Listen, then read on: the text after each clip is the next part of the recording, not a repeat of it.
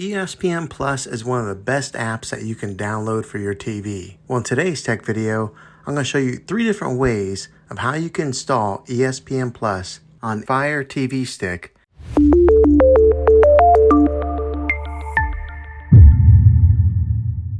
It can be really frustrating if you want to watch some of the great content that is on ESPN Plus and you find that your TV is unable to download it. If your TV is an older model of smart TV, then it could prevent you from downloading this app.